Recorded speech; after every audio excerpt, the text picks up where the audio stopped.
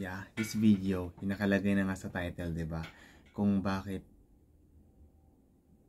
ako naging like a very strict person, like hindi daw palang hindi, like parang sobrang introvert talaga, like ganun. Gusto ko lang i-share sa inyo guys kasi gusto kong yung mga taong nakakilala sa akin and interested about me. I'm not saying na pa famous, no? Hindi naman. What I'm saying is like may mga kakilala kasi ako, like personal na kakilala, like my friends, like ganun, mga kakilala in person na sometimes napapatanong sila ba't parang tahimik ko daw, parang marami silang mga tanong. Like I just want to share, gusto ko lang i-share sa inyo kung bakit, no? Anyway, pasensya na kayo sa background natin, hindi pa to mga nilaban ko, hindi ko pa naligpit, so hindi ko pa naayos lahat. Yun lang, gusto lang i-share na ikukwento ko lang sa inyo kung bakit ako nagkaganito. Parang nagkaganito. Yeah. Dati naman talaga guys, hindi naman ako like a very introvert person. Hindi naman ako sobrang tahimik na parang gusto ko lang always na mapag-isa at madilim. Ayoko ng ilaw. Like parang ganun, parang pag nasa kwarto ako, always nakapatay ang ilaw. Naka-on lang siya ngayon kasi kailangan ko mag-video. Parang ganun. I feel safe pag madilim. Like, I feel safe na pag tahimik. Ayoko na magulo, ayoko na maingay, ayoko na maliwanag, ganun. No? What I'm saying is, dati naman is, syempre, as a human being and as a child, diba? Masayahin naman talaga lahat ng mga bata. Wala pang problema, mga ganun. Pero yeah, habang lumalaki tayo, may mga na-encounter may mga na-encounter tayo, mga pagsubok in life, mga ganun, like may mga bullying, mga ganun. It's more on physical and emotional abuses, no, at marami pang iba.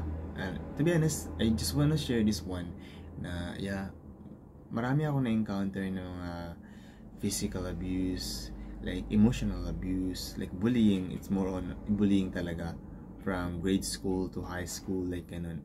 Pero nung mga na tayo na sa mga junior high o senior high, natuto na tayong parang kumbaga tumatag na yung loob natin na kaya na natin makipag patayan, kumbaga kung ganun yung words, no. Pero I know hindi matama yung words na yan, but I'm very thankful kasi because of from grade school ako, I mean from start talaga, from kahit grade 1 pa ako, binibully na ako that time eh. So habang lumalaki ako, parang nagkakaroon ako ng parang babalikan ko sila, parang may namumuo ng mga ganon, naggalit sa mga taong nambubuli. Pero dahil nga I'm very thankful din, salamat sa Diyos kasi mga junior high ako, mga 16 years old ako, naanib ako sa church namin at tinuruan kami na parang huwag gumante ng masama sa masama, yung mga ganun. So kung ginantihan ka o ginawan ka ng kasamaan, gawin mo sila ng kabutihan, like ganun. So to be honest, I'm not saying this one, yeah, hindi ko sinasabi to para lang, pero ito yung totoo na yung mga nabubuong galit ko, actually guys, to be honest, yung mga nang bully na nakit sa akin dati, hinanap ko nung hindi pa ako nanib kasi gusto ko nga balikan, mga ganun. So parang ako naman yung mambully, parang kasi kaya ko na, parang ganun. Pero nung naanib na ako, to be honest lang, nawala na yung galit, nawala na yung puot, yung parang paghihiganti, mga ganun. So yun. And then yeah, dumating din sa point na it's like may yung mga nang bully sa akin, chinachat ko kung nangungumusta ako, and nagkapatawaran kami, humingi sila ng tawad kasi mali daw. Siyempre mga bata pa kami naman, sa high school pa lang, mga grade 7 pa lang, mga ganun pa lang. So medyo mga childish pa, ganun. So may mga bagay lang talaga na marami ako na-experience na like I have friends na parang akala ko friends na tinetrador ako, mga ganun mga bagay. Like, maliliit na bagay pero naiipon siya, like ganun. Pero yeah, tapos na rin naman yan, but yun yung parang nag-mold sa akin into who really I am today, or what, kung ano ako ngayon. Yeah, nahirapan ako ng English. Kung ano ako ngayon, parang ganun. So dati, I'm very, masayahin talaga ako palangiti. Actually guys, dati, ayaw ng mga, parang ayaw ng, pag may sinasabi ako, ayaw nilang maniwala kasi parang tumatawa ako. Parang always ako nakangiti na parang di mo alam kung seryoso pa talaga ako o hindi. Pero ngayon parang di mo na alam kung masaya ba ako or kasi yung masaya ko parang malungkot pa din. Mga ganun. So parang napakatahimik lang. Sobrang introvert talaga. I don't want that, I don't want this, no? But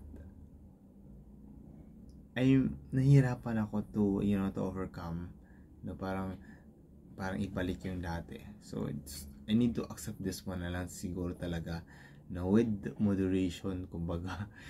Pero yung gusto ko lang naman sabihin na ganun ako. Pero kaya ako tahimik at gusto ko lang mapag-isa because I feel safe and comfortable pag mag-isa, tahimik ako. I know it's not good pa din kasi, being a Christian lagi, it's not good na mag-ganun ka, ganun. Pero I hope na you guys will understand me na may kanya-kanya tayong mga pinagdadaanan. No? Pero hindi naman sa lahat ng bagay pag kailangan kong makisama, kailangan kong kumausap, pag kailangan ko ng ganun, kailangan talaga is ginagawa ko naman. I know how to handle myself and to manage my emotion pa din naman kahit paano. But it's like at school, tahimik lang talaga ako nasa likod.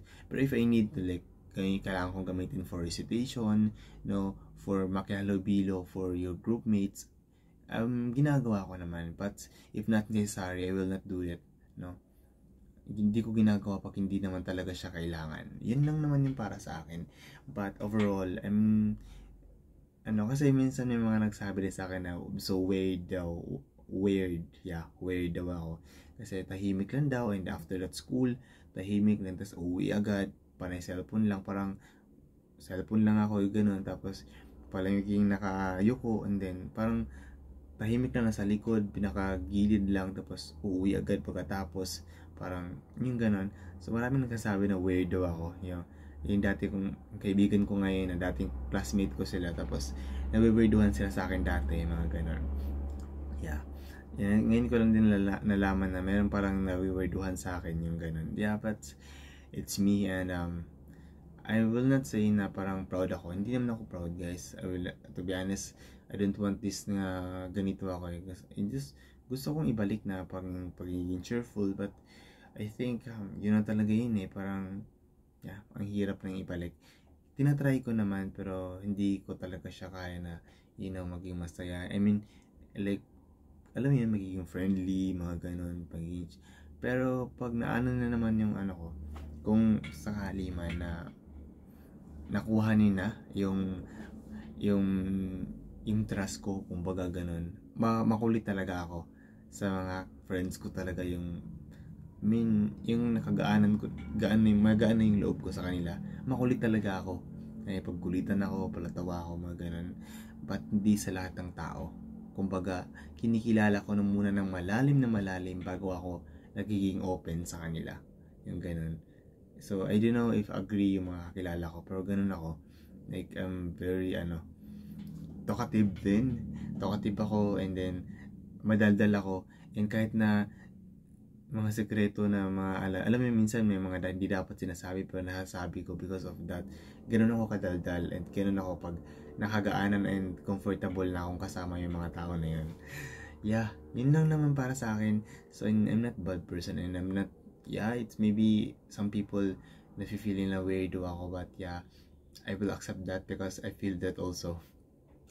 Na parang weirdohan na din ako sa sarili ko sometimes kasi sobrang tahimik ko nga and parang ilang ako talaga sa tao. But to be honest, sa bahay, like always lang talaga ako sa kwarto, ganun.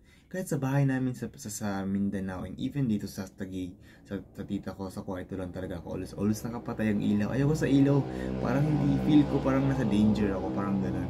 Hindi ako comfortable na maliwanag, hindi ako comfortable na maingay. Like, gusto ko yung tahimik lang, then madilim. Mga ganun part.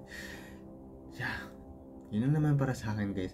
If you wanna, may gusto ko rin sabihin and ask, may mga questions kayo, just comment down below and please do subscribe and like this video.